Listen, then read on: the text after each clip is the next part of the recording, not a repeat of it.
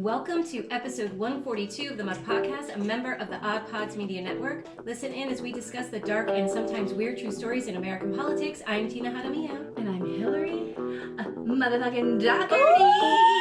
Yes! Oh, hi.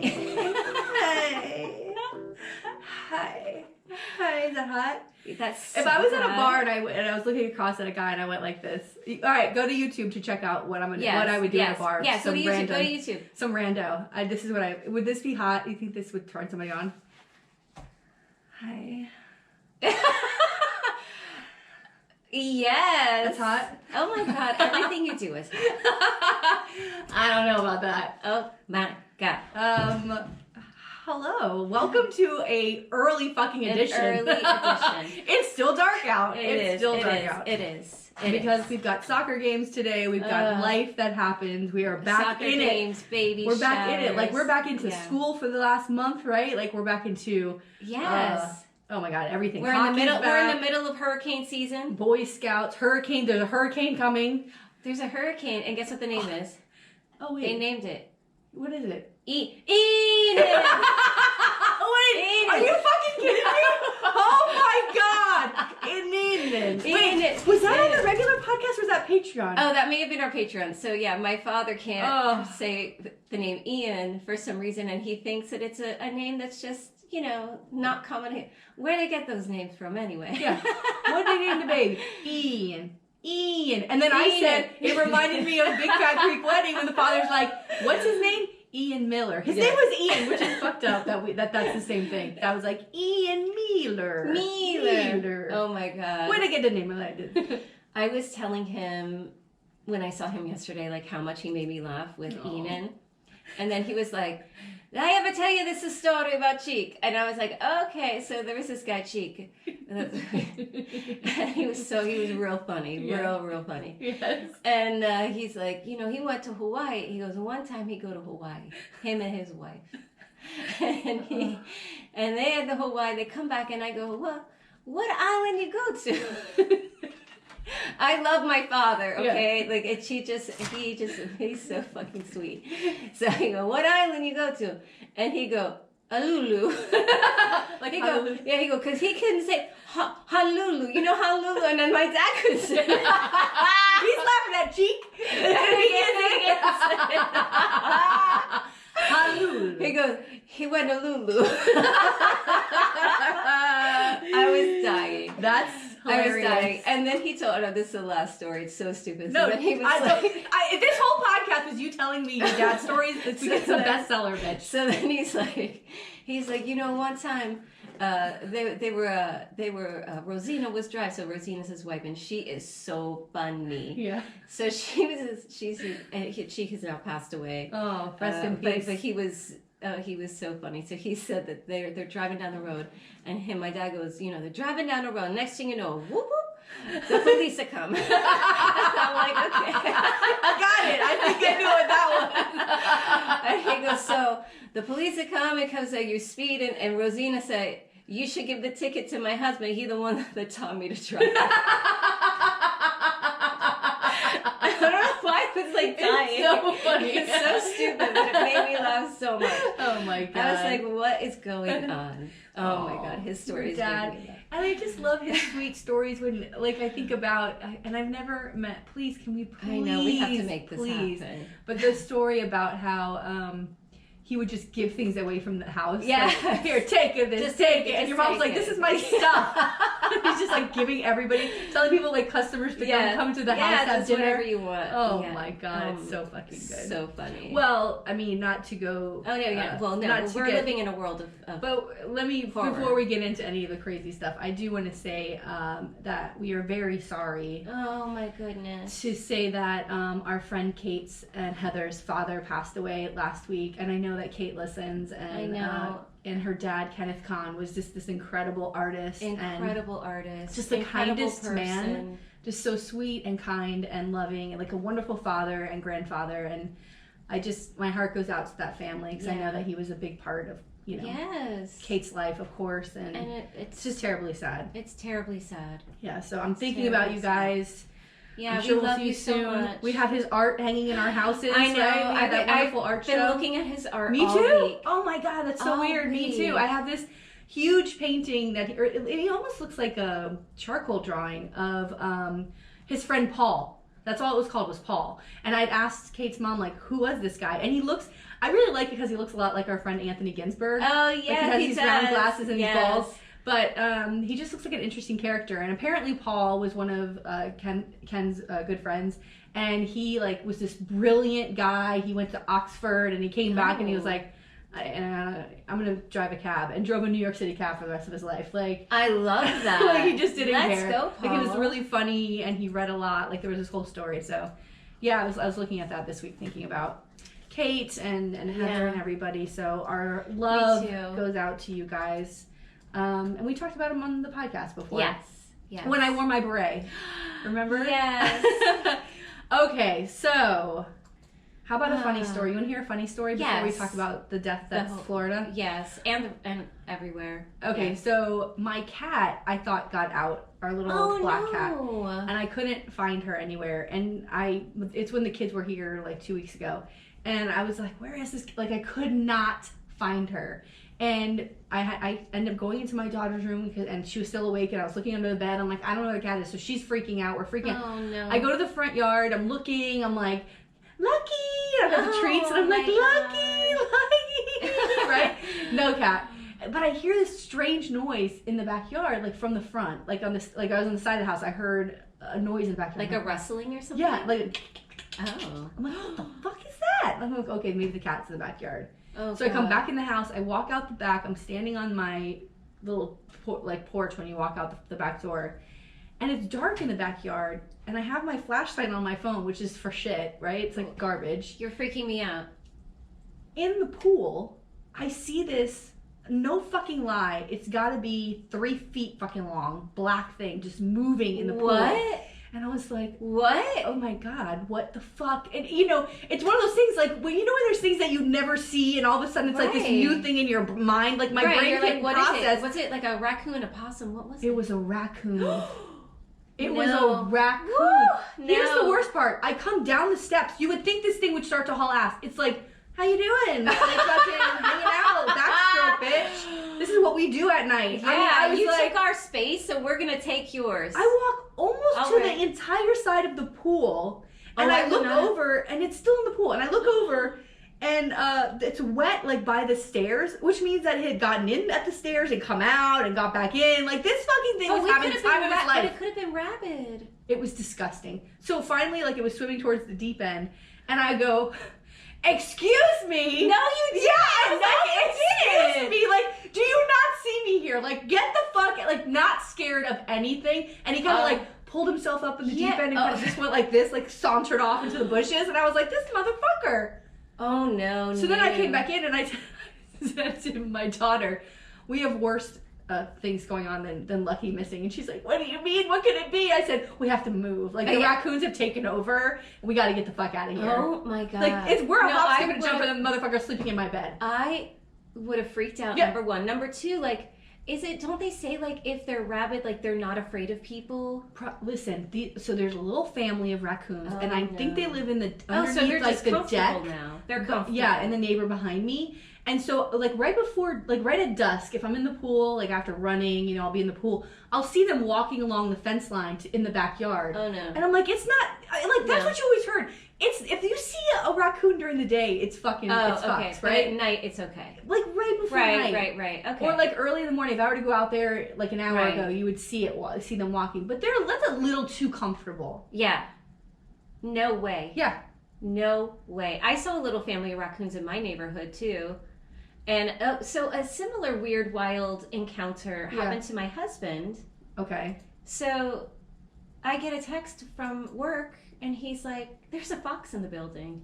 And they that's running up and down the hallways of the school, and it was rabid. Oh, so they had to, like, keep everyone at bay, you know? Like, it was like a soft lockdown because they couldn't have the kids out in the hallway. Oh, my God. So he sent me videos of this I would love to see that. It was so weird. God, that is weird. weird. Well, you know, but we're in their space. I was just gonna say that. Because we've got foxes in this neighborhood too. Yeah. But like, this is where they're supposed to be. Right. You know we have what foxes. I mean, in my neighborhood, I've seen rabbits, foxes, chicken, raccoons, possum. Sometimes when I used to run early in the morning. Oh my God. And I don't, those eyes. No, evil. No. That's what this raccoon looked at me like, I don't give a fuck. Yeah, no, I would not. And then I was thinking about the pool company, and I'm different... like, I'm paying this fucking pool company to dump chemicals in here for this. And then how about this? Yesterday morning, my hand to God, I'll show you this. I go out there to turn the pool pump on, and I was like, what is that next to the stairs? Like right where you get into the pool? It's disgusting. Look, animal shit. Oh no, the raccoon. It almost looks like human poop. It's the raccoon. And I took a picture and I'm like, they're coming for me. They want my house. They want to take over. No. Which at this point, like, the way Florida is, I'd be like, let's leave it to the raccoon. I would not have gone outside. If I would have seen that in the pool, there's no way I would have even walked outside. You know what? I was I was like, what is this? What's going on? Then I was like, he doesn't even give a fuck that I'm standing here. Like, I've got no dominance over this animal who's using my pool as if it's a spa. This isn't a vacation, motherfucker. Get out of my pool. He was doing what I should be doing. Right. That's what I'm supposed to do in the pool. I'm supposed to fucking do this and like chill. I love like the image of this raccoon backstroking. And by the way, their hands are like human hands. Like, it's so fucking fucked up. And now I keep posting funny shit about raccoons in my Instagram stories because they're fucking they're monsters. Okay. Oh my God. They're fucking monsters. I mean, they're cute, but I'm still scared of them. Listen, I'm scared of every animal, really. Me too. Well, except my kitties. Well, I mean, that's different. Yeah. Non-domesticated. So let's talk about how DeSantis is getting his ass fucking handed to him in lawsuits. I hope guess who's one of the people suing him? Who? Senator Jason Pizzo. What? Hot stuff. I know. Get it, legal brain. I know. Now we really need to get him on Lil Muck. Listen, I'm tired. No. I was supposed to reach out and I haven't yet. Tina, I'm going to. I'm sorry. It's been crazy. Several times. I know, but the last time I saw him, I have the phone number. I have all the things. I'm ready for it. And I got to tell you, yesterday, our good friend Senator Lauren Book. Oh, she's amazing. She's the minority leader in the Florida Senate. She tweeted a video to promote, I think it's supposed to be Senate Victory, like the PAC. Yeah. They put out a video promoting these 5 women that are trying to get reelected in the Senate, and two new women of the 5. Yeah. It's incredible. Oh. A great little intro to these women, what they're about, blah, blah, blah, blah. We're going to keep fighting for you. We need them. It was a great video. I retweeted it. It's a great video. Oh my God. I'm here for it. I don't know. I see polls and it's like DeSantis, Chris. Like, I don't know what polls I'm supposed to believe in. Really, I don't believe after 2016. I don't believe any. We don't know anything. We're not going to know honestly. anything until like what 10 o'clock, maybe 11 o'clock on November 8th. Is it November 8th? So it's frightening. This race to me is the most important. Yeah. And it's just like, and I don't know if we mentioned it. We didn't mention it when we saw Carla Hernandez-Matz, who's the lieutenant governor nominee from with Christ. Yeah. She said, "But you better believe this is a presidential election. It may not say President DeSantis 100%. there, but we need to send a message to the country 100%. that this guy should not be president, and this is a presidential election. We got to knock him out." And I thought that was a great way to sell it. Like, listen, whether he wins or not, he's going to run for president. Right. But let's send him as a loser as a candidate, and let's put him on stage next to regular Republicans and make him drown. Like, that's what I think will happen, because he's not Trump. I hope so. He's very unlikable. Okay, not that Trump's likable, but Trump, you know what I mean? Trump's got that something.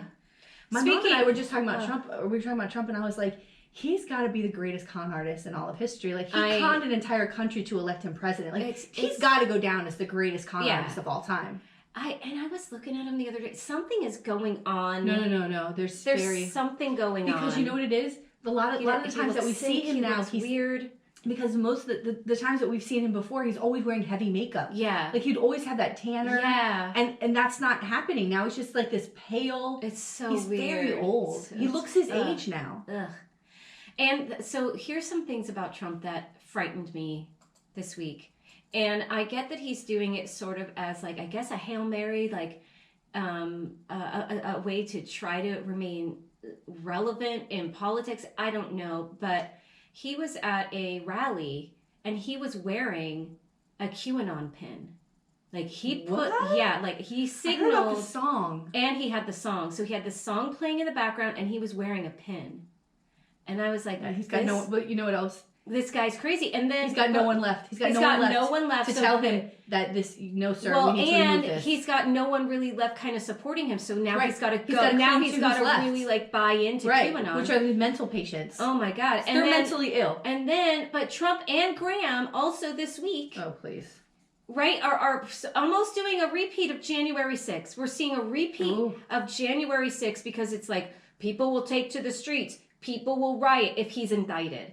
Right? Oh, please. But it's the same language.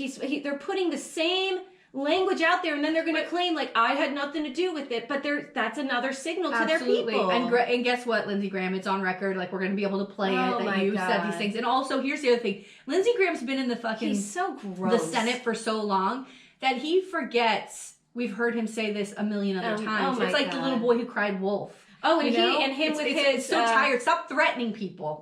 You can't threaten us with a riot. We saw the riot. We got it. And by the way, January 6th hearings are coming back soon. Ugh. And guess who agreed to an interview with them? Which I don't know if it'll be televised. Well, yeah, I guess they'd put it up. Ginny Thomas.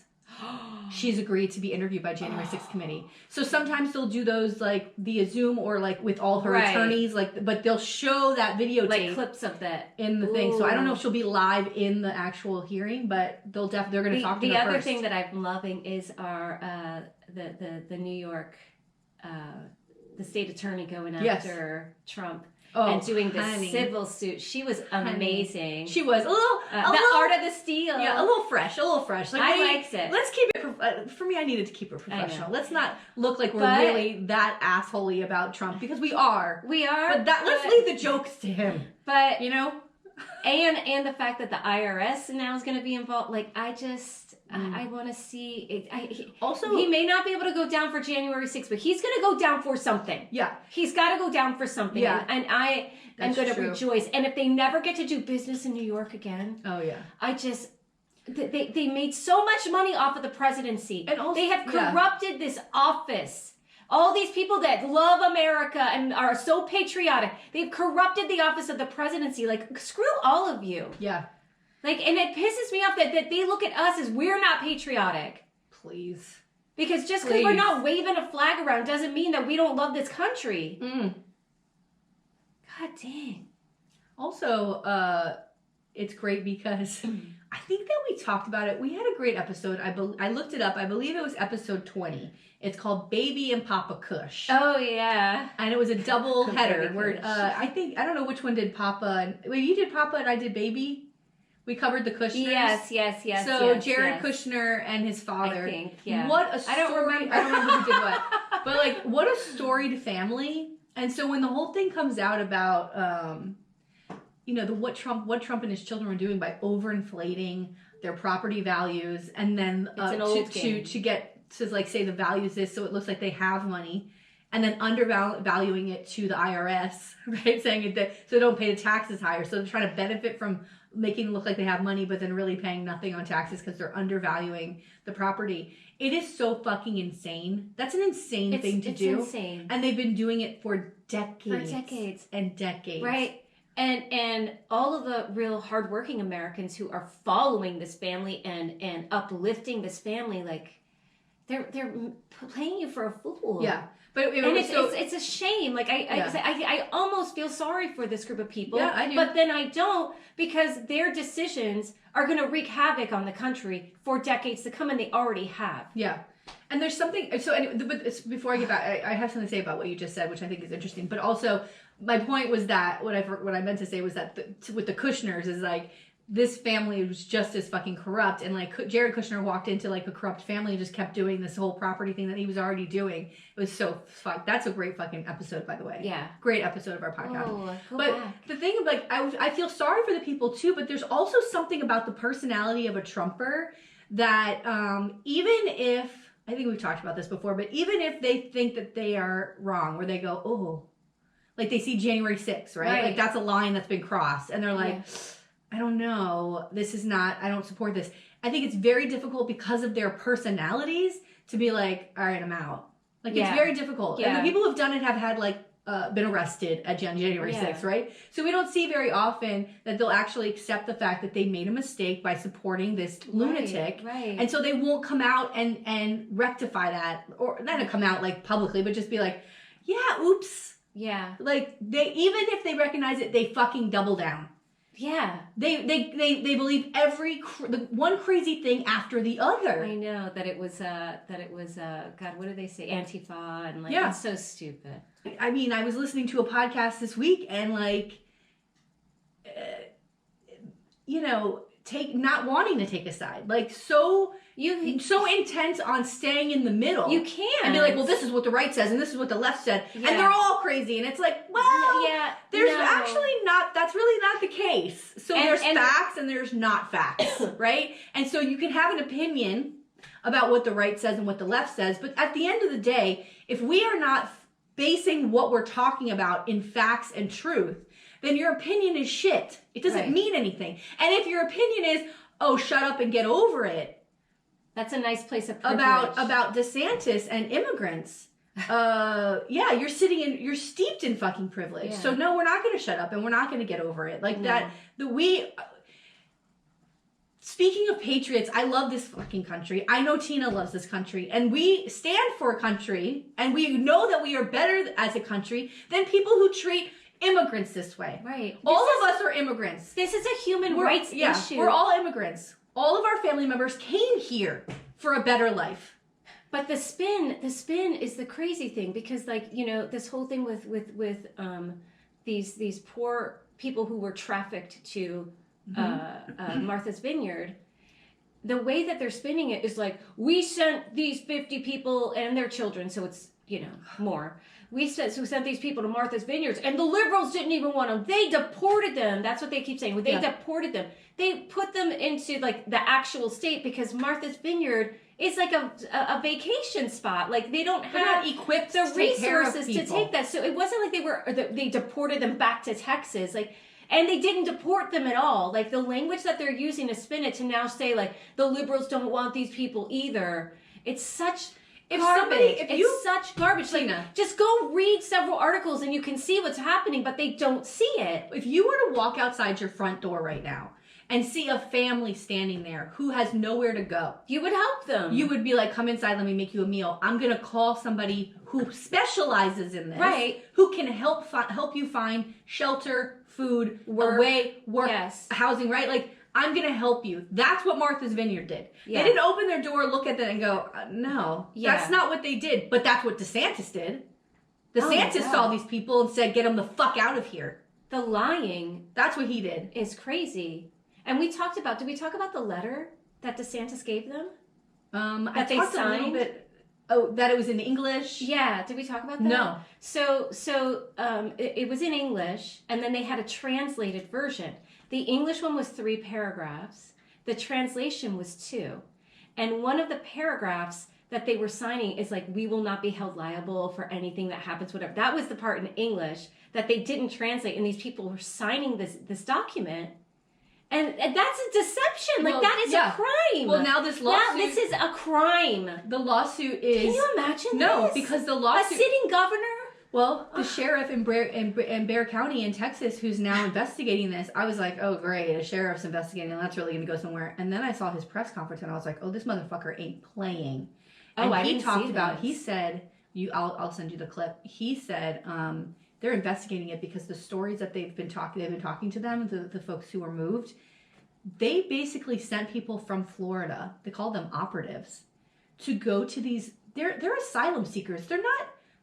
They came here, which is legal, to come here and seek asylum. Yes. So it's a different level of like, what they say is illegal. Right. This is a legal asylum seeking. It's part of our Constitution. Yes. Like, you can come here asking for help, right? And so they went outside one of those facilities, like people, and they showed up in like black SUVs, and they're like, hey, would you like this better job? We can offer you housing. No. And what he called lured them. And he's like, and he goes, that's right, we're not gonna mess around. They lured people They didn't go to a detention center and was like, who wants... No, they literally stood outside and was like, would you like to come with us on a plane? Like, we're going to give you all of these things. That's what they did. They specifically targeted people and said this. Wow. It is crazy what the fuck they did. Crazy. It's like a predator. Yeah. Going after children in the van. Like, I have puppies, I have candy. But also like it's deceptive. There's no other. It's Tina, and here's the worst part, and this is how we know it's a stunt, right? We know this is for the cameras. Is that nobody was saying, okay, where's the next plane gonna go? Who are we gonna send there?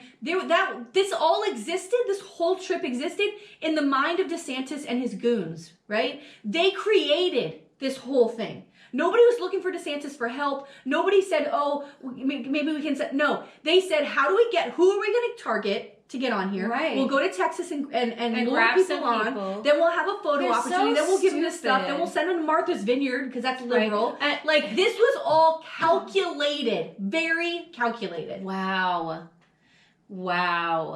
And then my favorite part of all of it is they're like, there's someone who was accused of murder. Like, everything about criminalizing these people. Oh, like, God. It's so gross. Yeah. And it's like, it's so obvious what they're doing. And again, how the people listening to them can't see this and can't think, like, what? It's no business of DeSantis to even be going into another state to begin with. Yeah, that's crazy. Also, I don't know if you watch regular television, because I don't. But on YouTube, when I watch my Judge Judy reruns, there was a DeSantis ad, and it was a woman saying that her son or daughter was murdered by a twice deported illegal alien, which I don't like saying, but that's what she says in the commercial. So that's now the spin is that it's like Trump, where they're sending us their murderers and their rapists, or their drug dealers and their rapists, right? Like, that's the spin on regular television ads. That folks who come here, older people, that's all they watch is regular. Of course, they're not streaming. The folks that come here are murderers. They murdered this poor woman's son.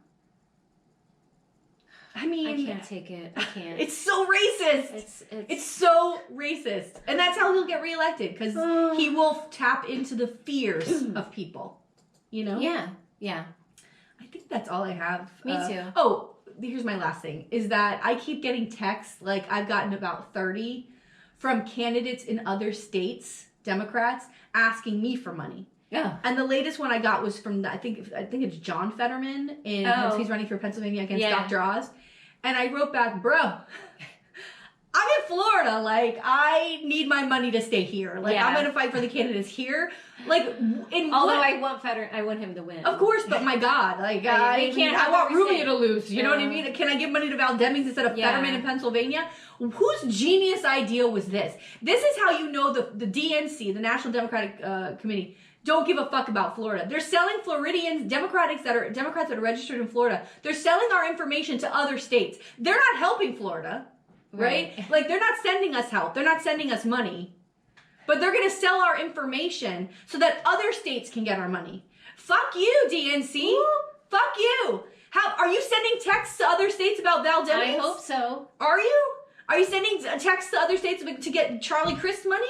Like, what are you doing? Stop sending me fucking texts. Take me off of the fucking log. And then I said to somebody else, I said, I wonder how much money they've gotten from selling our information. Yeah. And then I said, probably none, because they're Democrats and they're fucking idiots. And then it's like, for the good of the party. Stop selling my fucking number to John Fetterman.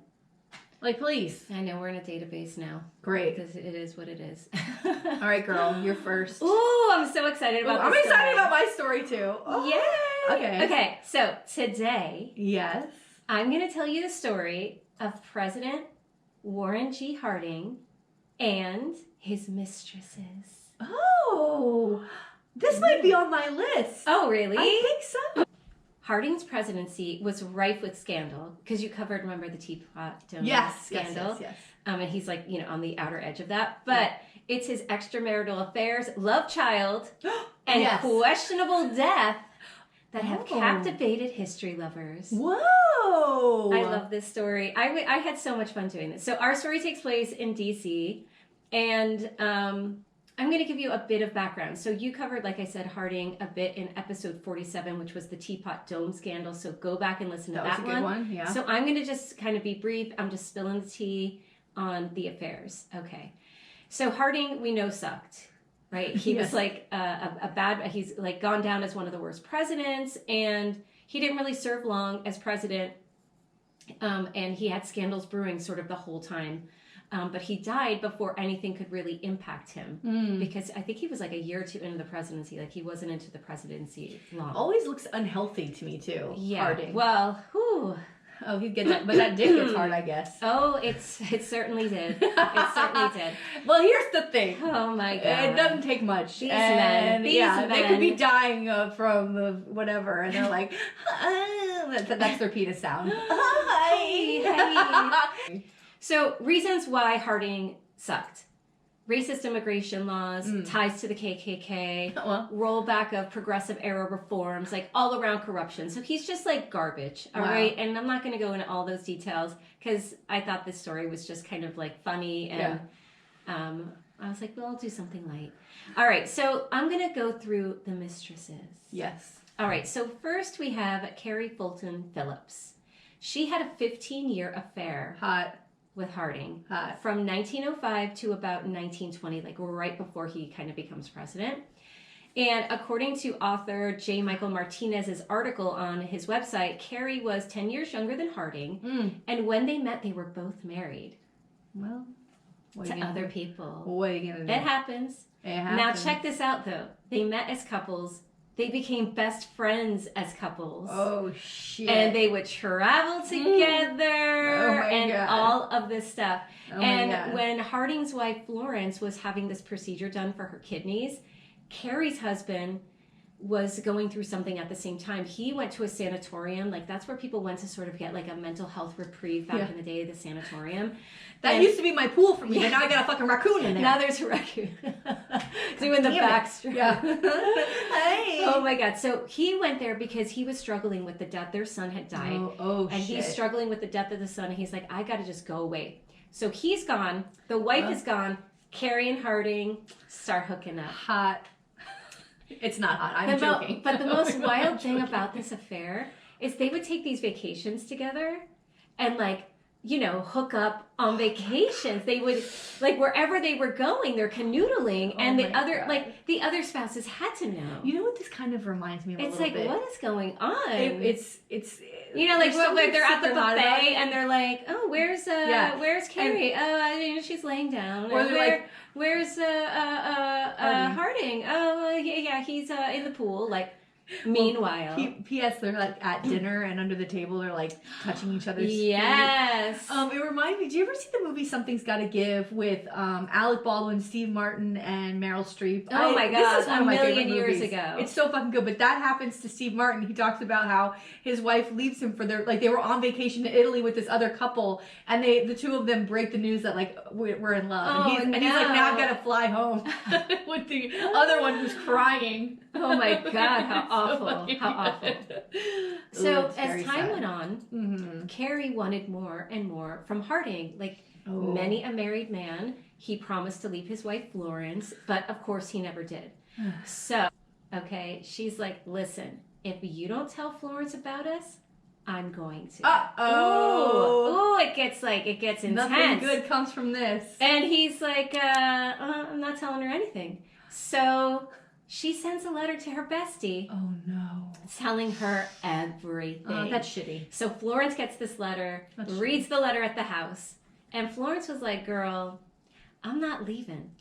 He's going to be president, right? She put a lot of time into this guy, and she's not going to step aside. And from what I read, and the Iron Tribune noted that it was like her structure, her guidance that pushed Harding into politics, that like made him do the Ohio State Senator first, made him moving into governor and then on to the presidency. And the article also noted that like this demeanor of hers didn't really suit Harding. Like she was like a ball buster, I think, and really like pushing him. And so there was no like love kind of, between them. There was no passion there. So he saw other women. So maybe she was aware that he kind of was doing stuff. Right. But she's like, whatever. Like I'm on my way to the White House too. Who knows? Right. Maybe she didn't know that he was having affairs. Maybe she did. Well, you know, It reminds me of Clinton. Yeah. You know, she knew about all of these. And she stuck around. And she stuck around. And it benefited her politically. And maybe, it benefited her professionally. Right. And you don't know what goes on in people's relationships. Yeah. Like, that could be a thing. Like, I don't care what you do as long as, like, we're together. If you want to go get that on the... Like, whatever. We don't know. Right. But she did tell her bestie, Carrie, leave them alone. Yeah, get the fuck out. And she cut her off. Yeah. So, like... Look, what did she think was going to happen in that letter? First of all, you're going to upset your best friend. Second of all, you think he's going to be like, well, I guess I'll be with you now? You're clearly, like, out of control. So when he ends up being president, she was paid $5,000 a month to stay quiet during the presidency. Holy shit. According to Jordan Michael Smith's Political article. And that's like paying someone like $82,000 a month. That's a lot. It's a lot of money. Wow. But they didn't want, obviously. But then he wasn't president for long, so like the money train that went away, yeah. All right, so our next lady is Nan Britton. According to Bill Scher's Political article, Nan Britton worked as a secretary, and she had an affair with Harding. So this story is a little wild, too, because, she was supposedly crushing on Harding when she was in high school. Ew. Okay, so she, like, I guess back then, like, presidents and politicians were like, you know, the rock stars of today. Right. Like, authors, like, they're the famous people, right? And it's power. And he's like an Ohio senator. She's in Ohio and in that same area. And when she was in high school, Harding's sister was her teacher. Oh, so they're in this community. And her dad, I don't know how if her dad like knew him, but like they had met and he was like, oh my God, my daughter has this like mega crush on you. Oh no. And when she was in high school, they met. Oh no. And he told her that one day she would, quote, find the man of her dreams. Oh, did he wink at her when he I have no idea. Now, he was a grown man at that time. Oh my God. He was married, and he was in the middle of the other affair with Carrie Fulton Phillips, right? Oh my God. And by grown man, he was almost 50 years old when they met. Ew! I know. I mean, there was no other, like, celeb politician, someone a little bit younger than she But also, that's her crush? I know. Like, fucking weird. It's weird. So she finishes high school. Oh, God. She moves to New York, becomes a secretary, and that's when she starts the affair. So at this time, he is a New York senator. This is 7 years after they met. Okay. So when she goes to New York, Harding's like, come meet me at this hotel, and I'll help you get a job. Blowjob? Probably. She was a fool, right? So she goes to the hotel. I mean, it's not a bad job. Right. She goes to the hotel, and this is what she said, quote, we had scarcely closed the door behind us when we shared our first kiss. God, he's a creep. He's a creep. Major fucking creep. It's like so Weinstein. She's like early 20, you know, and so now he's like over 50. Oh my God. So she also revealed that he told her that when he first met her back in the day, his, quote, desire to possess me had been born in his heart upon that occasion. Oh my God. She was a child. All right, so then they would just hook up from there, right? The level of creep in dudes is so fucking high. Like, I know. It is so high. They're so disgusting. They're so disgusting. What's wrong with you guys? I don't know. Get it together. I probably shouldn't say all guys. Oh my God. But there is a level of creep that is just astounding. Now, I can be creepy. We're out, about men. Yeah, I mean, I get it. We're all just disgusting. All right, let's. But I'm not talking to a high schooler. Being like, no. When I saw you at 17. Ew, no, because they're like they look like children. Yeah, they still ew. Oh my God. So they would just hook up from there. So now he's president, and they're still hooking up. All right, and my favorite part of this is like when they would hook up. They would basically end up having sex in this coat room in the White House. Oh. And she put it more delicately. She said, quote, many times in the course of my visits to the White House, and in the darkness of a space not more than 5 feet square, the President of the United States and his adoring sweetheart made love. Can you imagine? You're in this. I mean, it's quite a spin. It's quite a spin. You're in the closet with some overweight, old fucking man. dude. Oh my God! And no one needs to know. Yeah, and then get out of here. Yeah, sweating on you, humping you, trying to get it done before someone opens the closet door. It ain't that fucking romantic, honey. Oh my God! So meanwhile, like before they were doing it in the coat room, she got pregnant and had his baby in 1919. And he said that he'd take care of the daughter. Her name was Elizabeth Ann. But then he ends up dying in 1923. Oh, no. So she had some trouble because, like, this is, like, the early 1920s. Yeah, and this is not a good look. For women, like, you know, they're looked at very poor, like, illegitimate child, right? Like, all this, like, really, like, negative language. And it was out of wedlock, you know, all of this stuff, and nobody believed her that this was like the president's baby. Holy shit. So it's like Garfield. She ended up living a quiet life in Oregon after all of this because people were like really, really terrible.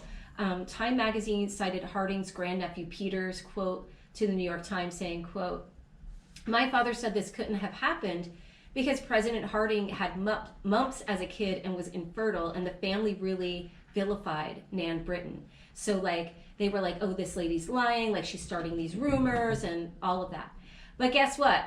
In 2015, DNA, bitch. DNA test through Ancestry.com confirmed that she was indeed Harding's daughter. And this happened after both Britton and her daughter had died, but at least, like, the family had some closure. Holy cow. Like, and Harding really didn't seem to have any shame in having these affairs, like, even though he was married. In fact, Smith's Political article quotes Harding as saying, "It's a good thing I'm not a woman. I would always be pregnant. I can't say no." There's a great line on there's a great line on Seinfeld. Oh my god! When it was like, what someone says to Jerry, "What would you do if you're a woman?" He goes, "If I was a woman, I'd be down here at the docks waiting for the sailors to come in." Like, it's so fucking good. Oh my god! It's so good. I mean. Yeah, but that's the difference between men and women. Yeah. That's the difference between men and women right there. If I was a woman, I would be pregnant all the time. I mean, that is if you were a woman, you would thing. know that you wouldn't want to be pregnant all the time. And what a nightmare that sounds. Yeah. And how you don't really want to throw it around. Yeah. I mean, it's not like that. That's not how we are. No. All right, so God, what a fucking gross fucking person. All right, so gross. Let's turn back to his wife, Florence Harding. This poor woman. So Smith's article reveals that Harding was, you know, sort of hooking up with everyone but her. He cited Harding as saying, quote, "There isn't one iota of affection in my home relationship. It is merely existence, necessary for appearance's sake."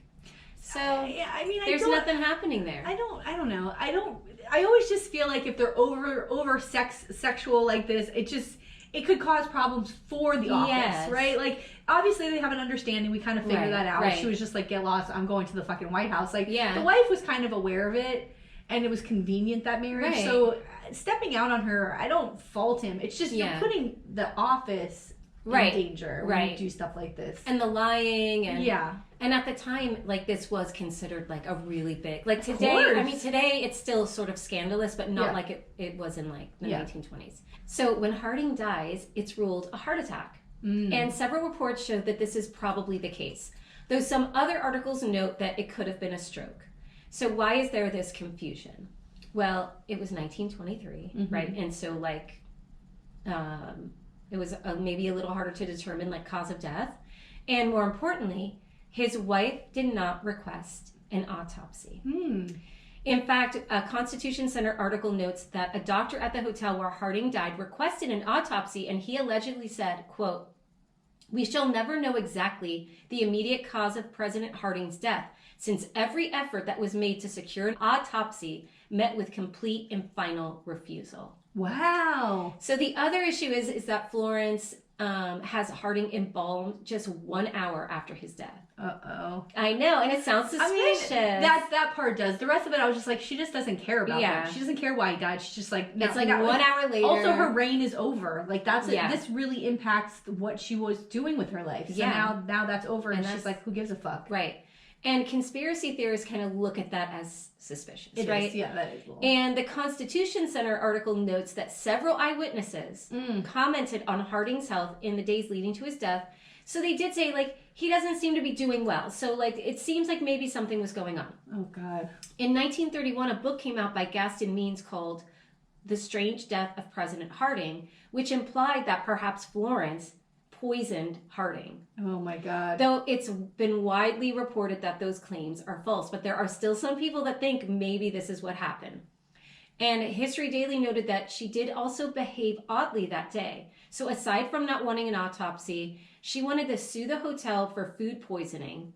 And she called the granddaughter of the hotel owner, who was like this, like socialite, Janet Johnston. She's like, I need you to come meet with me. I'm suing you guys. Like, you guys, it was food poisoning that killed my husband. Dang.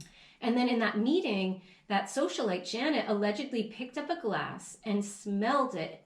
And says it smells weird. And allegedly, Florence grabbed the glass out of her hand and said she would not pursue a lawsuit. And then at the funeral, Florence was supposedly overheard saying, quote, now that it's all over, I think it was for the best. So Jesus. Who knows? Who knows? Well, but I don't see. Again, I don't he see looked her really sick, and I don't he see her had some killing issues. her meal ticket. Yeah, like I don't see that happening. So some points of interest. Mm-hmm. Nan Britton wrote a book about her affair with Harding. Oh shit! Called The President's Daughter, and according to Politico, it's considered the first kiss and tell book. I'm like, I need to get this book. Oh my God. And she like spilled everything. So it became like really popular because people were like, what? Wow. Right? So Smith's Political article notes that a member of Congress actually tried to have the book banned from being sold because it was, quote, a blast from hell. But she was left without any means to take care of this baby. Yeah. So, and some people looked at that like, oh, she just wants to cash in. But like, what else is she supposed to do? What better way than to reveal a steamy like affair with the most powerful man in the United States? Like people want that story. Yeah. You know what I mean? Yeah. So she did get child support from Harding, but obviously after he died, like nothing is happening. Dang. And supposedly, according to family members, she was still in love with Harding until the day she died in 1991. Oh my God. So here's some fun stuff. Okay. So he had a nickname for Carrie's Netherlands. Her vagina? Mm-hmm. Mrs. Pooterson. What the fuck? And he also had a nickname for himself. Jerry. Jerry? Jerry? Yes. And so Britain wasn't the only one writing. Wait a minute. Yeah. He named Jerry? Yeah, Cherry. Well, what? What's that guy? Cherry. I don't know. That's what he named it. But didn't Johnson have a name for Johnson? Johnson had a name for Johnson. It was like Big something or something like that. Like Jerry is so ridiculous. Jerry. Why don't you be like Big Tornado or something? Wait. Just wait, girl. Big Tornado. So in 2014, oh God, the Library of Congress releases love letters between Harding and Carrie Fulton Phillips. Library of Congress stirring shit. Why did it take so long? So in 1964, Carrie Fulton Phillips died, and these letters were found. And a judge at the time told Harding's nephew, you better seal those letters up for 50 years.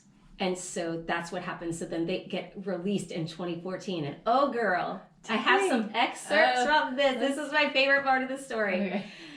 This is what we're going to close on. I have like 4 little excerpts. Okay. I love your poise. This is Harding. These are all from Harding.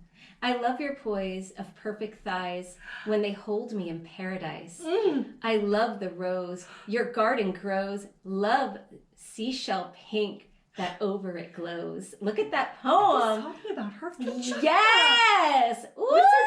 Mrs. Pooterson. Mrs. Pooterson. How about this one? That's fucking hot. Oh, let's keep going. Somebody write a poem about my vagina. Yeah, you want to keep going? Yes. Jerry came and will not go. Says he loves you, that you are the only love worthwhile in this world. And I must tell you so, and a score or more of other fond things he suggests. But I spare you. You must not be annoyed. He is so utterly devoted that he only exists to give you all. Woo! Wow! Hey! Yeah, you know his dick is talking to him. Yeah. This is for real. All right, this is one of my favorite ones. Are you ready? Okay. Okay, wait. Okay. It makes me laugh. Wait. Wish I could take you to Mount Jerry. Mount Jerry? Jesus Christ, this guy's obsessed with his cock. It's fucking fucked up. Wish I could take you to Mount Cherry. Wonderful spot. Not in the geographies, but a heavenly place. And I have seen some passing views there and reveled in them. Gee, how I wish you might be along. You could be such a dandy companion. It would be adorable to have you. I'm sure I would be sweetly content. You could make me so. What the fuck? So he's writing this as if Mount Jerry was a real place. If anybody reads this letter, then it's like, oh, I'm inviting her to come along with me because I really like her. But really, he's talking about his dick. Oh, he had another one about Jerry and like having a conversation with that sweet mouth of hers. Oh my god! Yes. Hold on. Yes. Hold on a second. Yes. I gotta compose myself. I love dirty talk. All right, here's my last one. I love it, but don't call yourself Jerry. Like that's fucked up. Are you ready for Oh my this god! one? Please, let's go. Wouldn't you like to get sopping wet out on Superior? Not the lake. For the joy of fevered fondling and melting kisses. What? Oh my god. You know what's a lost art? Wow. Letter writing. X-rated love letters. I mean, does anyone do love letters Oh anymore? my god. Could you imagine you're waiting like a And someone- month or two to get a letter To and get then a letter. you get it, you open it, and he's talking about sopping wet. Holy And then shit. he makes sure to say, not the lake. Oh yeah, well, honey, we got it. Like, not necessary. I mean, holy shit. what is going on? And imagine, like, I always would have loved to, like, find a trunk and open it up, and there's these letters. Yeah. Forget about it. I so mean, these this are all is the so letters. romantic. And I think that his wife burned Oh, I mean, like a bunch of his stuff. So I don't know if we have like her responses to him because like she obviously has his letters to her. Yeah. But that's it. That's the story Holy cow. of Warren G. Harding's Mistresses. And man, was he randy. He certainly was. So randy. Oh, my God. I mean, God. not the lake. Oh. Well, bitch, I'm writing that down. I got so many good titles here, but not the lake.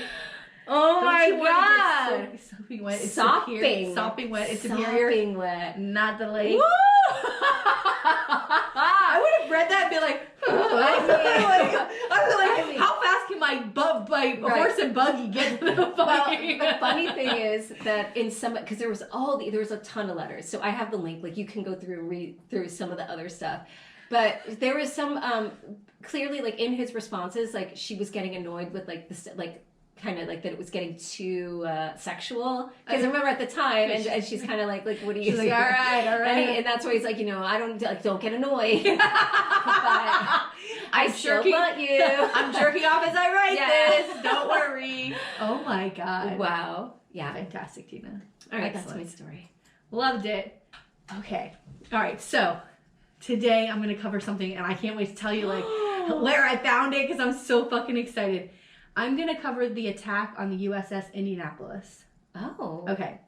So I brought the kids to see Jaws. They re-released it on the big screen. Oh. And we had to drive all the way out to Sawgrass to see it. We're the only 3 people in the theater. And we were so fucking stoked because they love that movie. Yeah, my kids like it too. But I've never seen it on the big screen. Oh, yeah. Right? And it was even better than I ever could have remembered. And there were scenes that happened and things that were talked about where I'm like, I don't even remember this from watching this movie. But maybe because we're like so focused, you usually watch it at home and like you walk around doing other things. Like this is like we were focused and it was just, if you ever get a chance to do it, take the kids to see it. It's so much better on the big screen.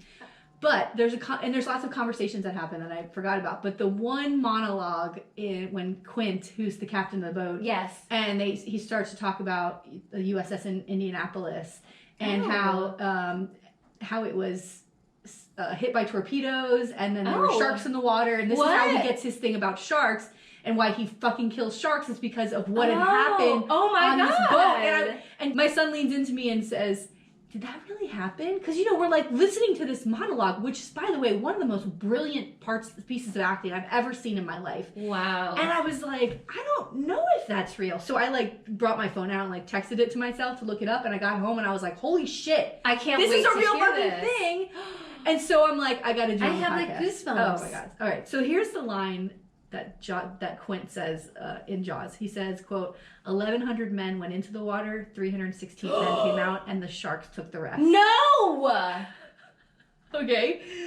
Bro, and I was like, what? I'm like covered Me too. in goosebumps. Because I'm like, bro, what the fuck? And this sounds like a nightmare. It's a real fucking thing. Oh my god. Okay, so oh god. A little bit of history about the boat, and and then I have stuff in here about what they were doing during World War II, but I think we can kind of get to the rest of it because it's not. Okay, so a little bit of history of this aircraft carrier, basically. Okay. So it was ordered for the U.S. Navy in 1930. The USS Indianapolis was originally designated as a light cruiser because of her thin armor and given the hull classification symbol CL-35, but she was later reclassified as a heavy cruiser because they put bigger guns on her, and she was reclassified with the symbol CA-35 on July 1st, 1931. The ship had 4 propeller shafts and 4 Parsons GT geared turbines and 8 White Foster boilers. The cruiser had 9 8-inch 55 caliber Mark 9 guns in 3 triple mounts, a super firing pair, 4 and 1 aft. Okay, so there's all these. That's a lot of weapons. It's a lot of weapons. It was a big liner, and it didn't have any torpedo tubes, right? So during World War II, this was a huge thing. Everybody had these submarines, and so if something's coming at you, they couldn't shoot in the water. Yeah. Which, because it was before, it was really a thing. Okay, so the total crew varied. So a regular going out on the ship, it could about 807 people. Wartime, it would increase to about 952 people. So many people. Like, you don't think that there's that many people on one of these boats. Right. But then during the war, they would increase that number. So it was about 1,229 people on the boat.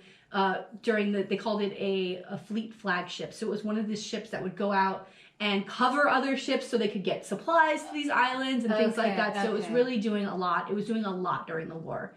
It was first launched on November 7th, 1931, and first commissioned to go out and do work on November 15th, 1932. Okay, so a little bit about World War II, right? So this is when this all starts to go down. On December 7th, 1941, the Indianapolis was leading a Task Force 3, and it was conducting a mock bombardment at Johnston Atoll during the Japanese attack on Pearl Harbor.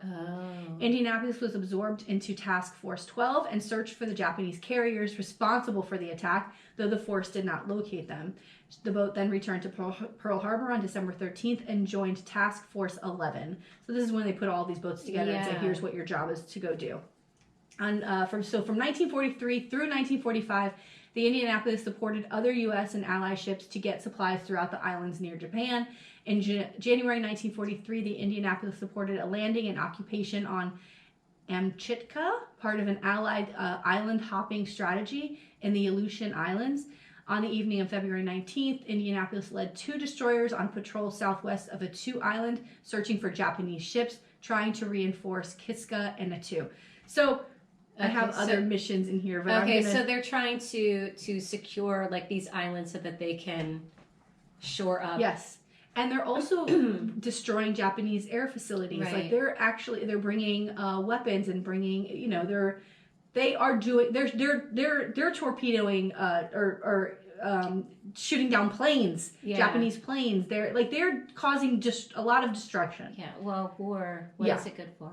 Yeah. Absolutely nothing, Tina. Nothing. Nothing. Okay.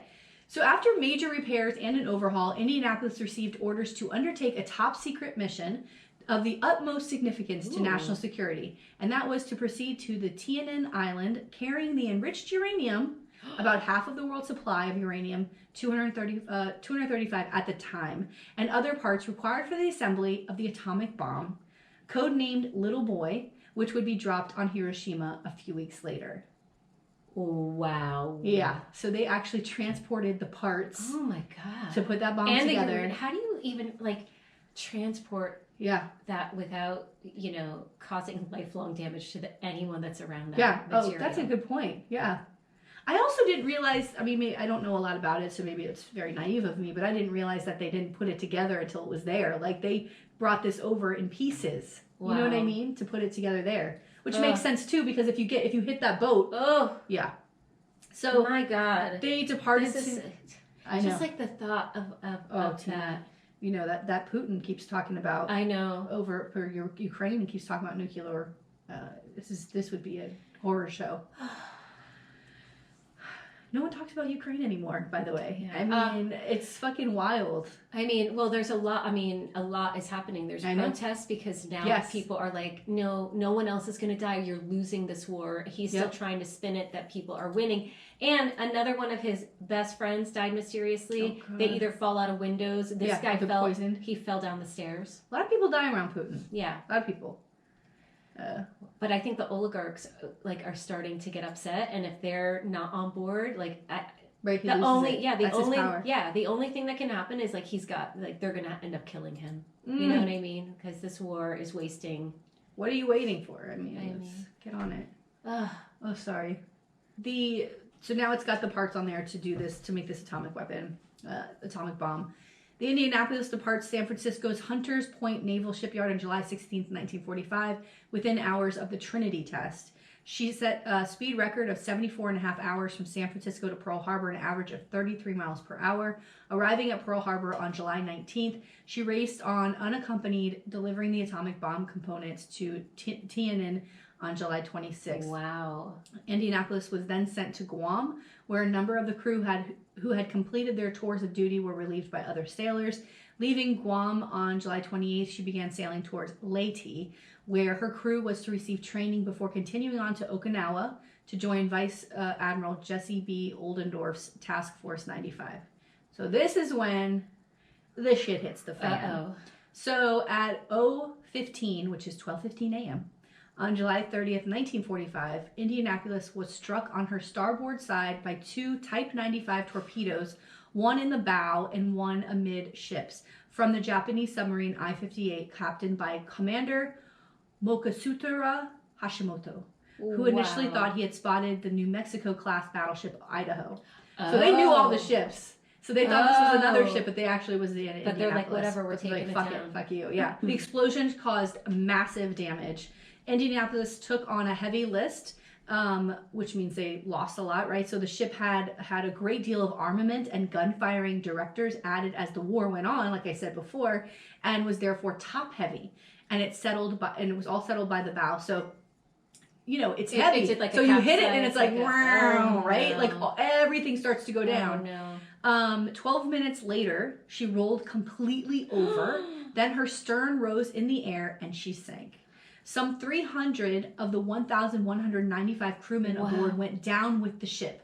So now you've got 895 guys in the water. 300 died immediately when the ship went down. Yeah, because they went down with it. Yeah. Were any of them able to like jump on lifeboats before this happened? Yes. Okay. So with few lifeboats and many without life jackets, oh my god, the remainder of the crew was set adrift. Now, according to our dear Captain Quint of Jaws, he did wear a life jacket and was able to survive this. As a fictional character. Yeah. But that's why in the movie he's like, I'll never wear another life jacket again. And even when the ships their boat starts to go down, he hands the other two life jackets and he's just standing there like this, like he's not doing that again. Wow. Oh, dude. Ooh, goosebumps again. Oh, God. So Navy Command did not know of the ship sinking until survivors were spotted in the open ocean 3.5 days later. How did they not? They don't have contact with their ship regularly in wartime? We're going to get into especially this boat. Something fucked up. This boat is like clearly an important boat. This is crazy. So at 10:25 on August 2nd, a PV-1 Ventura and a PBY-2 Catalina plane spotted the men adrift while on a routine patrol flight. Oh my god. They immediately dropped a life raft and radio transmitter. All air and surface units capable of rescue operations were dispatched to the scene at once. First to arrive was an amphibious PBY-5A Catalina patrol plane flown by Captain Lieutenant Commander Robert Adrian Marks. This guy. Marks and his flight crew spotted the survivors and dropped life rafts. One raft was destroyed by the drop, while others were too far away from the exhausted crew. From the exhausted crew. We can't They're out there for fucking 3 days. Yeah. In hell, by the way. Once they hit the water, it was like, your hell's not over. Here it comes. It's coming now. And now they're throwing boats out. They're popping. Like, what the fuck? Can you get please? It together? Aren't you guys trained? Wait. This guy, it gets better. Against standing orders not to land in open ocean, Marks took a vote from his crew, because it's one of those water planes, right? Yeah. That can land on water. Marks took a vote of his crew and decided to land the aircraft in 12-foot swells. Oh my god. 12 foot! Those are surfing They're waves. surface of a surfing plane. That's what can you imagine a plane on that? What the fuck is this guy doing? It's turning its wings sideways. It's so stupid. It's the dumbest thing I've ever He was heard. able to maneuver his craft to pick up 56 survivors. Space in the plane was limited, so Marks had men lashed to the wing with parachute cord. Okay. His actions rendered the aircraft unflyable. What are you doing? Like, listen, we all want to get people out of the ocean. God. Like, but if the plane can't move, what are you doing? All right, take off. Yeah. God damn it, we can't. Can somebody get the guys off the wings, please? Cut those ropes. Jesus. Ropes. We gotta get some weight And off. could you the imagine the wings. looks on their faces when they're like, you gotta get back in the water. I know. We'll be right back. But you gotta get back in the water. Oh my god, someone's like, I'm not going in the Wait water. till you see the pictures Oh no. of the sharks around them. Bitch. How many sharks? It's like I'm I'm shitting pod? myself. Oh my god. It's fucked. It's all fucked. That's where I would just go underwater, right? Well, listen, I think a lot of people just was like, I'm out. So, oh my god. After nightfall, the destroyer escort USS Cecil J. Doyle, the first of 7 rescue ships, used its searchlight as a beacon and instilled hope in those still in the water. Oh god. The ship, the Cecil J. Doyle ship, and 6 other ships picked up the remaining survivors. After the rescue, Marks's plane was sunk by the Cecil J. Doyle So bill, as it could not be stupid. recovered. What an idiot. How much money did that cost people? I don't know, And but he's probably this but I is your tried history. to save them. He had a big heart, but what are you gonna do? What are you gonna do? So many of the survivors were injured and all suffered from lack of food and water, leading to dehydration and hypothermia. Some found rations such as Spam and crackers among the debris of the Indianapolis. Exposure to the elements, the dehydration from the hot sun during the day and hypothermia at night, all as well as severe skin peeling due to the continued exposure to salt water and bunker oil. Oh my god. Because remember, the ship blows up, the ship goes down, but all the fuel and everything's coming up. Oh my god. And the shark attacks. And then others killed themselves. Others that in the water. They just drowned. Yeah. They just stopped trying to stay floating. So with these sharks, there's people sitting there watching their crewmates get attacked by sharks. Yes. And if you watch that clip, which I'm sure you can find on YouTube of Quint giving that speech, he talks about hearing them scream. It's just horrific. It was fucking horrific. Oh my god. Dude. Other survivors were found in various states of delirium or suffered from hallucinations. Only 316 of the nearly 900 men set adrift after the sinking survived. Wow. In 3 days, 600 people out. Hundreds of sharks were drawn to the wreck by the noise of the explosions and the scent of blood in the water. Oh my god. After picking off the dead and wounded, they began attacking the survivors. The number of deaths attributed to sharks ranges from a few dozen to 150. Oh my god, what a nightmare that must be. Oh my god. Yeah. Isn't that crazy? That oh my god. I just the idea of who knows where you are in the water and you're seeing people getting pulled down and or killed, you're in the water and something bumps you, right? Oh like my something's god. bumping you. No, so, I understand why I don't. Oh my god. Yeah. And like the delirium, like you have to be crazy. Yeah. Oh and for goodness. 3 days, that's a long time to be in the water. You're And probably sitting there going, where's the help? Ugh. Where don't they know we're out here? Like, don't they know that we're suffering? Like, don't you think that would be a thing? Oh my god. And I did not think about like the peeling of the skin. Oh god, the salt water. Salt water's like, I thought, because when I think of salt water and ocean, it's like, oh, it's healing. It's yeah, but like for a long period of time, no good. Oh my god. So Oceans of Fear, a 2007 episode of the Discovery Channel TV documentary series Shark Week, states that the sinking of the Indianapolis resulted in the most shark attacks on humans in history and attributes the attacks to the oceanic white-tip shark species. Wow. Tiger sharks may also have killed some of the sailors. The same show attributed most of the deaths on the Indianapolis to exposure and salt poisoning and thirst and dehydration, with the dead being dragged off by the sharks.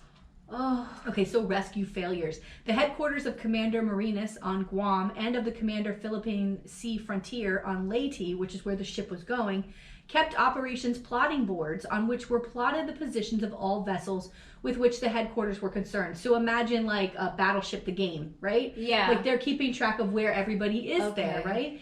However, it was assumed that the ships, ships as large as the Indianapolis would reach their destinations on time unless reported otherwise. Therefore, their positions were based on predictions and not on reports.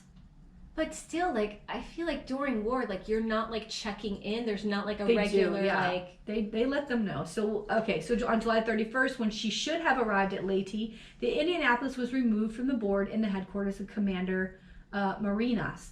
She was also recorded as having arrived at Leyte by the headquarters of Commander Philippine Sea Frontier. Lieutenant Stuart B. Gibson, the operations officer under the port director Tacloban, was the officer responsible for tracking the movements of the Indianapolis. The vessel's failure to arrive on schedule was known at once to Gibson, who failed to investigate the matter and made no immediate report of the fact to his supervisors. Oh no, because then he could have been like, hey, this boat was supposed to get here, or at least like, hey guys, where are you? Call them and see what's going on. Gibson received a letter of reprimand in connection with the incident. Wow. How many more people could have been saved? How about we throw him to the sharks? Yeah. Let's see if he can survive 3 days out there. The acting commander and operations officer of the Philippine Sea Frontier also received reprimands, while Gibson's immediate superior received a letter of admonition. Yes.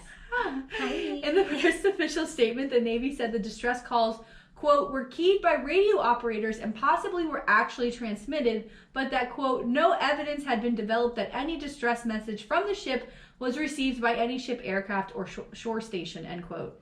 Declassified records later showed that 3 stations received the signals, but none acted upon the call. So the boat's going down, they're sending distress signals, and 3 stations got it and did nothing. Why? Here's why. One commander was drunk. Oh. Another had ordered his men not to disturb him. And a third thought it was a Japanese trap.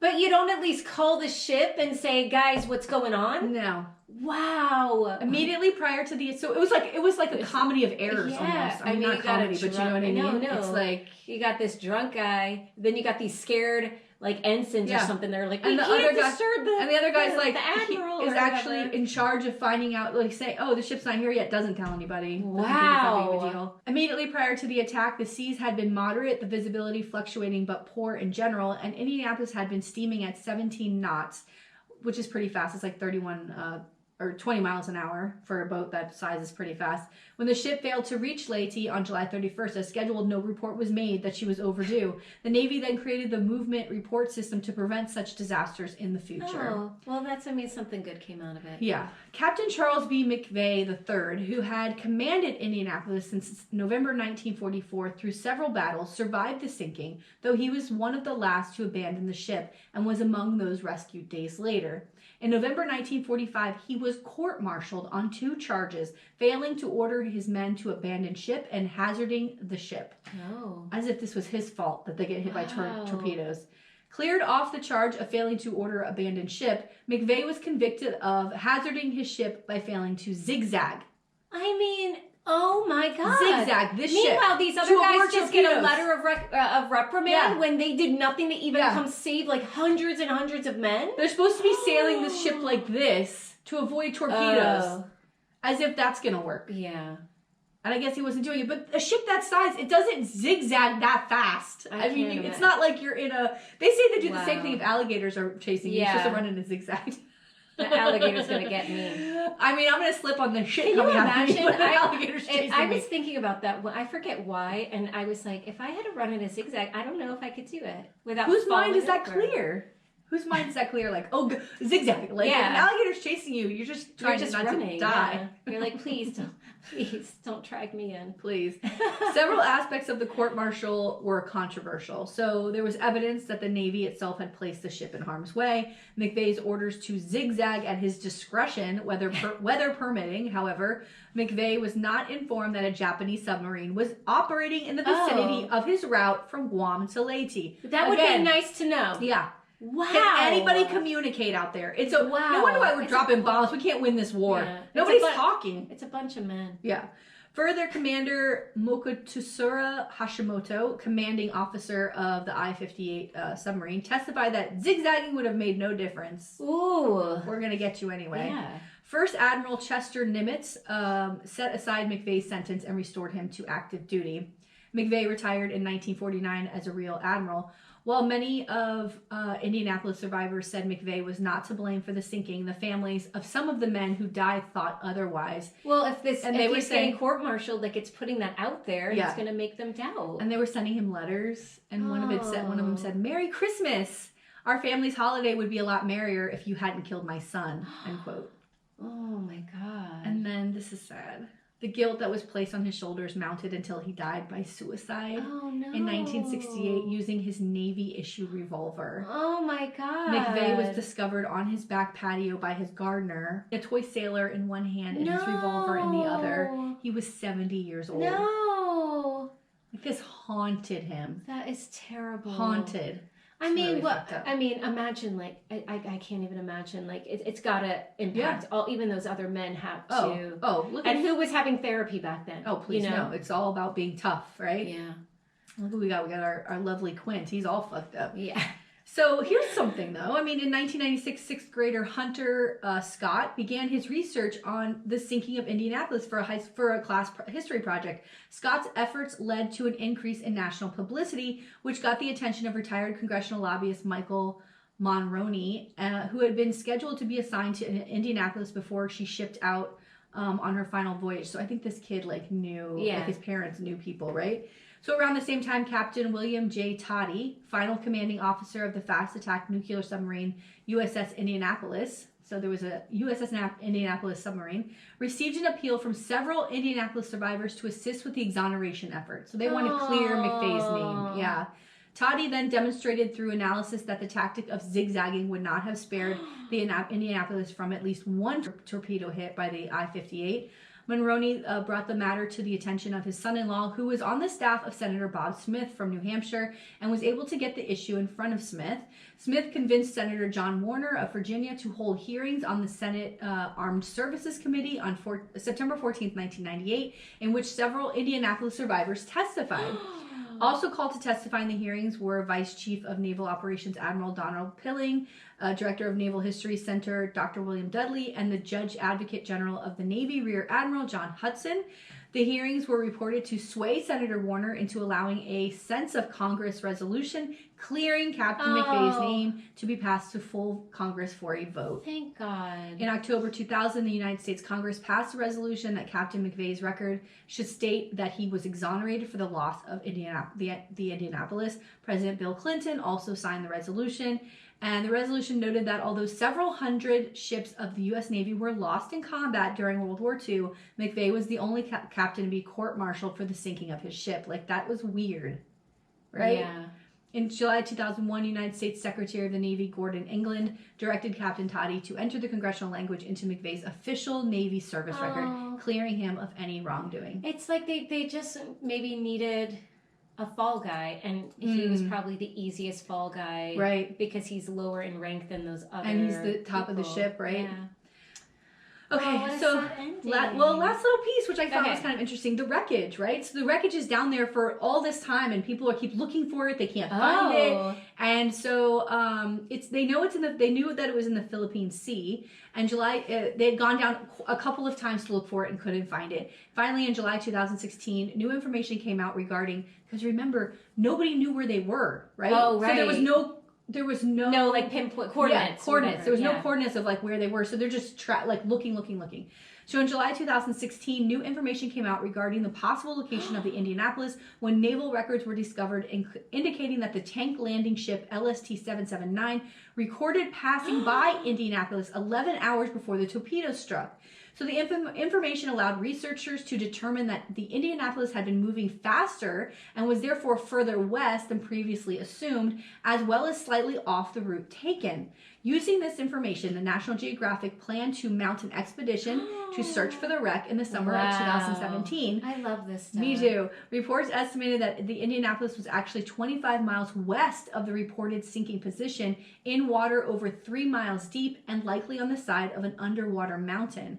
A year after the discovery of the records, this wreck was located by Paul Allen's USS Indianapolis project on August 19th, 2017 at the depth of 18,000 feet. Wow. The wreck was revealed to the public on September 13th, 2017 in a live TV show on PBS titled USS Indianapolis Live from the Deep. Wow. The wreck is well preserved due to the great depth at which Indianapolis rests among the Rocky Mountain ranges of the North Philippine Sea. The pictures are incredible. I have one picture in our notes.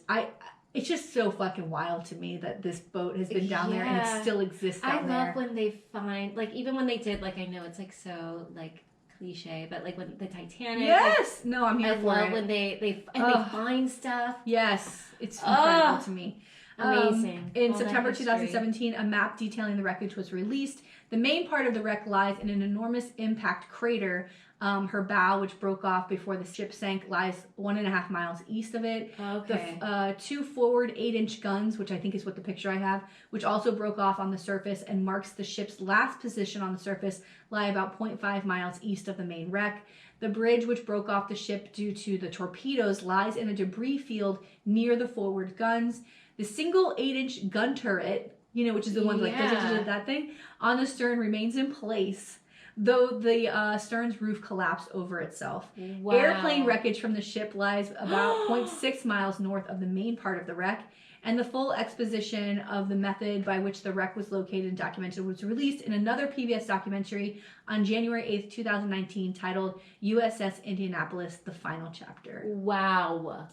Bro. And so it's crazy. It's like broken into pieces, but it's still sort of... It's incredible. Scattered in this one area. Oh my God. Wow. Yeah. What a story. I mean... What a story. I can't imagine. No, the fear, like that has to be... And the pictures... so there's also a movie that Nicolas Cage starred in. I forgot what it's called, but it's this. Oh. And he plays McVeigh. Oh. And so they're in this boat, and you see the sharks, and you like, you know what I mean? Like it looks really good, but yeah, the picture with them in the water with the sharks, like just floating next to a shark, like I'm out. Like I'm no. Can you? Oh imagine? my God! Oh no! I would no. No, yeah. Oh, but thanks, Jaws. Like you never know where you're gonna find a story. Honestly. Do you remember when Universal Studios used to have the Jaws? I love that ride. Remember that movie? And how it would come out of the water? Yeah. Remember the movie? Remember the movie Mallrats? Oh my God, yes. And where wasn't Brody? Brody's the cute guy. It was Jason Lee, but the other guy was gonna go. They were going down to Universal Studios, and he was gonna ask his girlfriend to marry him. And they're like, they're like at Universal. He's like, what part? When Jaws pops out of the water.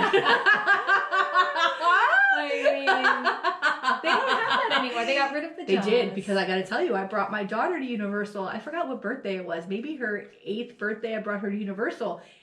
Because I wanted to go on the Jaws ride, right? So we go on all these rides. We're walking through Harry Potter, and I said to the guy, "Where's the Jaws ride?" And he goes, "You're standing on it." Like that's they replaced that. I remember, Harry Potter ride. and they got rid of. They had they used to have the Psycho House and the my birds. God, Remember yes! the birds with it was God. like that. I don't know what the 3D or whatever. Oh, so good. Yeah, that's gone too. God, Universal's a great.